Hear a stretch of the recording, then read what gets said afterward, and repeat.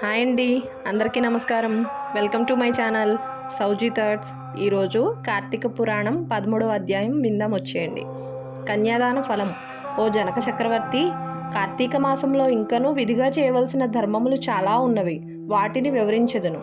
సావధానుడవై ఆలకింపుము. కార్తీక మాసంలో నదీ స్నానం ముఖ్యం. దానికంటే ఒక పేద బ్రాహ్మణుని కుమారునకు ఉపనయనం చేయుట ముఖ్యం. ఒకవేళ ఉపనయమునకు అగు ఖర్చు అంతయు భరింపశక్యం కానప్పుడు మంత్రాక్షతలు, దక్షిణ తాంబూలాది సంభావనలతో తృప్తిపరచినను ఫలము కలుగును. ఈ విధముగా ఒక పేద బ్రాహ్మణుని బాలునికి ఉపనయనం చేసిన ఎడల అంతటి మహాపాపములు చేసి ఉన్నను ఆ పాపములన్నీయును పోవును. ఎన్ని నూతులు తటాకములు త్రవ్వించినను పై చెప్పినట్లుగా ఒక బ్రాహ్మణ బాలునికి ఉపనయనం చేసినందువలన వచ్చు ఫలమునకు సరితూగవు. అంతకన్నా ముఖ్యమైనది కన్యాదానం. కార్తీక మాసమందు భక్తి శ్రద్ధలతో కన్యాదానం చేసిన ఎడల తాను తరించుటే కాక తాను పితృదేవతలను కూడా తరింపజేసిన వాడగును. ఇందులో ఒక ఇతిహాసం గలదు, చెప్పెదను, శ్రద్ధగా ఆలకింపు. సువీర చరిత్రము. ద్వాపరయుగంలో వంగదేశంలో గొప్ప పరాక్రమవంతుడు సూర్యుడు అయిన సువీరుడను ఒక రాజు ఉండెను. అతనికి రూపవతి అను భార్య కలదు.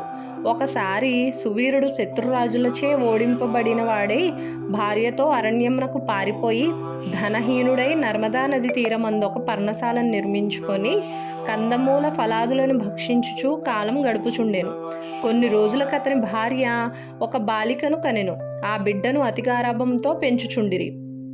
క్షత్రియ వంశమందు జన్మించిన ఆ బాలికను ఆహారాది సదుపాయములు సరిగా లేకపోయినప్పటికీ శుక్లపక్ష చంద్రుని వలె దినదినాభివృద్ధి నందుచు అతి గారాభముతో పెరుగుచుండెను.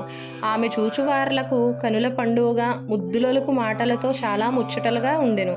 దినములు గడిచిన కొలది బాలికకు నిండు యవ్వన దశ వచ్చెను. ఒక దినము వానప్రస్థుని కుమారుడా బాలికను గాంచి ఆమె అందచందములకు పరవశుడై ఆ బాలికను తనకిచ్చి పెండ్లి చేయమని ఆ రాజును కోరెను.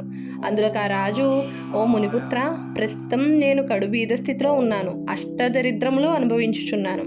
మా కష్టములు తొలగుటకు గాను నాకు కొంత ధనమిచ్చిన ఎడల నా కుమార్తెనిచ్చి పెండ్లి చేతునని చెప్పగా తన చేతిలో రాగి పైసా అయిన లేకపోవటచే బాలిక పైనున్న మక్కువతో ఆ మునికుమారుడు నర్మదా తీరమున కుబేరును గూర్చి ఘోర తపమాచరించి కుబేరుని మెప్పించి ధనపాత్ర సంపాదించెను. రాజు ఆ పాత్రను పుచ్చుకుని సంతోషించి తన కుమార్తెను మునికుమారునికిచ్చి పెండ్లి చేసి నూతన దంపతులిద్దరిందరినీ అత్తవారింటికి పంపెను. అటులా మునికుమారుడు భార్యను వెంటబెట్టుకుని వెళ్ళి తల్లిదండ్రులకు నమస్కరించి అంతవరకు జరిగిన వృత్తాంతమంతయు చెప్పి భార్యతో సుఖం అనుభవించుచుండెను. సువీరుడు మునికుమారుడిచ్చిన ధనపాత్రను తీసుకుని స్వేచ్ఛగా ఖర్చు పెట్టుచు భార్యతో సుఖంగా ఉండెను. అట్లా కొంతకాలం జరిగిన తర్వాత ఆ రాజు భార్యామణి మరొక బాలికను కనెను. ఆ బిడ్డకు కూడా యుక్త వయసు రాగానే మరలా ఎవరికైనా ధనమునకు అమ్మవచ్చునన్న ఆశతో ఎదురు చూస్తుండెను. ఒకానొక సాధు పుంగవుడు తపతీ నది తీరం నుండి నర్మదా నది తీరంనకు స్నానార్థమై వచ్చుచు దారిలోనున్న సువీరుని కలుసుకుని, ఓయి, నీవెవడవు? నీ ముఖ వర్చస్సు కూడా చూడ రాజవంశమునందు జన్మించిన వాని వలె ఉన్నావు. నీవి అరణ్యమందు భార్య బిడ్డలతో వసించుటకు కారణమేమి అని ప్రశ్నించగా, సువీరుడు, మహానుభావ, నేను వంగదేశమును నేలుచుండిని. సువీరుడను రాజును. నా రాజ్యమును శత్రువులు ఆక్రమించుటచే భార్యా సమేతంగా ఈ అడవిలో నివసించుచున్నాను. దరిద్రం కంటే కష్టం ఏదీనూ లేదు. పుత్రశోకం కంటే గొప్ప దుఃఖమూ లేదు. అటులనే భార్య వియోగం కంటే గొప్ప సంతాపం మరొకటి లేదు. అందుచే రాజ్యభ్రష్టుడైనందున ఈ కారడవిలోనే సకుటుంబంగా బ్రతుకుచున్నాను. నాకు 2 కుమార్తెలు. అందు మొదటి కుమార్తెను ఒక మునిపుత్రునికిచ్చి వాని వద్ద కొంత ధనం పుచ్చుకొంటిని. దానితోనే ఇంతవరకు కాలక్షేపం చేయుచున్నాను అని చెప్పగా, ఓ రాజా, నీవు ఎంతటి దరిద్రుడవైనను ధర్మ సూక్ష్మములు ఆలోచింపక కన్య నమ్ముకొంటివి. కన్యా విక్రయం మహాపాతకములలో ఒకటి. కన్యను విక్రయించిన వారు అసిపత్రవనమను నరకం అనుభవింతురు. ఆ ద్రవ్యములతో దేవుని పితృదేవత ప్రీత్యర్థం ఏ వ్రతం చేసినా వారు నశింతురు. అదీనుగాక కన్యా విక్రయం చేసిన వారికి పితృదేవతలు పుత్ర సంతతి కలగకుండా శపింతురు. అటులనే కన్యను ధనమిచ్చుకొని పెండ్లాడిన వారు చేయు గృహస్థ ధర్మములు వ్యర్థమగుటయే గాక అతడు మహా నరకం అనుభవించును. కన్యా విక్రయం చేసిన వారికి ఎట్టి ప్రాయశ్చితం లేదని పెద్దలు వక్కాణించగే ఉన్నారు. కావున రాబోయే కార్తీక మాసమున నీ 2వ కుమార్తెను నీ శక్తి కొలది బంగారు ఆభరణములతో అలంకరించి సదాచార సంపన్నుకు ధర్మబుద్ధి గలవానికి కన్యాదానం చేయము. అటుల చేసిన ఎడల గంగా స్నానం అనరించిన ఫలము, అశ్వమేధ యాగం చేసిన ఫలము పొందుటయేగాక మొదటి కన్యను అమ్మిన దాని పాపఫలం కూడా తొలగిపోవును అని రాజులకి హితోపదేశం చేయగా, అందుక రాజు చిరునవ్వు నవ్వి, ఓ మునివర్య, దేహసుఖం కంటే దాన ధర్మముల వలన వచ్చిన ఫలము ఎక్కువ. తాను బ్రతికుండగా భార్య బిడ్డలతోనూ సిరి సంపదలతోనూ సుఖముగా ఉండక చనిపోయిన తర్వాత వచ్చేది ఏదో మోక్షం కొరకు ప్రస్తుతమున్న అవకాశమును చేతులారా జారవిడమంటారా? ధనము బంగారము కలవారే ప్రస్తుతం లోకంలో రాణింపగలరు. కానీ ముక్కు మూసుకుని నోరు మూసుకుని బక్క చిక్కి శల్యమై ఉన్న వారిని లోకం గుర్తిస్తుందా, గౌరవిస్తుందా? ఇక సుఖములే గొప్ప సుఖములు కాన నా రెండో కుమార్తెను కూడా నేను అడిగినంత ధనం ఎవరిత్తురో వారికే ఇచ్చి పెండ్లి చేయదును గాని కన్యాదానం మాత్రం చేయను అని నిక్కచ్చిగా నుడివాను. ఆ మాటలకు సన్యాసి ఆశ్చర్యపడి తన దారిని తాను వెడలిపోయాను. మరికొన్ని దినములకు సువీరుడు మరణించెను. వెంటనే యమభటులు వచ్చి వానిని తీసుకొని పోయి యమలోకంలో అసిపత్ర వనమును నరక భాగమున పడవేసి అనేక విధములుగా భావించిరి. సువీరుని పూర్వీకుడైన శృతకీర్తి అను రాజు ధర్మయుక్తంగా ప్రజలను పాలించి ధర్మాత్ముడై మృతి చెందిన పిమ్మట స్వర్గమందు సర్వసౌఖ్యములు అనుభవించుచుండెను. సువీరుడు చేసిన కన్యా విక్రయం వలన ఆ శృతకీర్తిని కూడా యమకింకర్లు పాసములతో బంధించి స్వర్గము నుండి నరకమునకు తీసుకొని పోయిరి.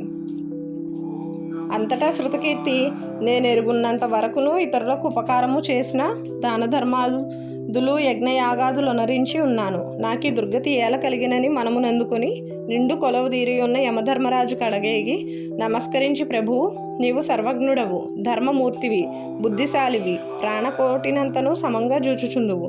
నేనెప్పుడు ఏ పాపం చేసి ఉండలేదు. నన్ను స్వర్గలోకం నుండి నరకమును దోడుకొని వచ్చుటకు కారణమేమి? సెలవిండు అని ప్రాధేయపడెను. అంతా యమధర్మరాజు శృతకీర్తిని గాంచి, శృతకీర్తి, నీవు న్యాయమూర్తివి, ధర్మజ్ఞుడవు, నీవెటువంటి దురాచారములు చేసి ఉండలేదు. అయిననేమి నీ వంశీయుడవు సువీరుడు తన జ్యేష్ఠపుత్రికను ధనమును కాసించి అమ్ముకొనెను.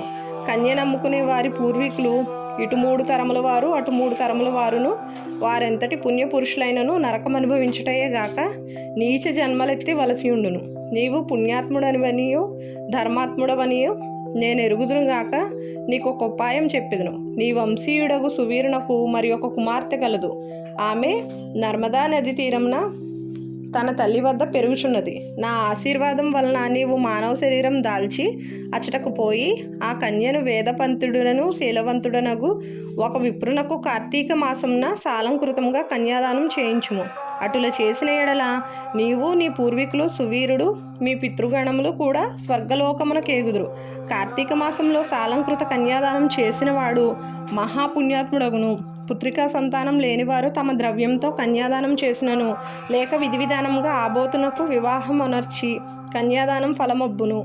కనుక నీవు వెంటనే భూలోకమునకేగి నేను తెలిపినట్టులే చేసి వేని ఆ ధర్మకార్యం వలన నీ పితృగణము తరింతురు, పోయి రమ్ము అని పలికెను. శృతకీర్తి యమునకు నమస్కరించి సెలవు తీసుకుని నర్మదా తీరంలో ఒక పర్ణ కుటీరంలో నివసించుచున్న సువీరుని భార్యను కుమార్తెను చూచి సంతోషపడి ఆమెతో యావత్తు విషయములు వివరించి కార్తీక మాసమున సువీరుని 2వ కుమార్తెను సాలంకృత కన్యాదాన వివాహం చేసెను. అటులా కన్యాదానం చేయటం వలన సువీరుడు కూడా పాప విముక్తుడై స్వర్గలోకమునున్న పితృదేవతలను కలుసుకొనెను. కన్యాదానం వల్ల మహాపాపములు కూడా నాశనమగును. వివాహ విషయంలో వారికి మాట సహాయం చేసినను పుణ్యం కలుగును.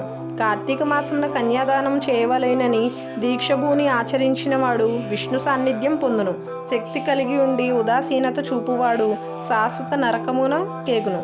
ఇట్లు స్కాంద పురాణాంతర్గత వశిష్ఠ ప్రోక్త కార్తీక మహాత్మ్యమందలి 13వ అధ్యాయం 13వ రోజు పారాయణం సమాప్తం. అందరికీ కొత్తగా చూస్తున్న వాళ్ళకి నమస్కారం అండి. ఛానల్ కొత్తగా చూస్తే సబ్స్క్రైబ్ చేయండి.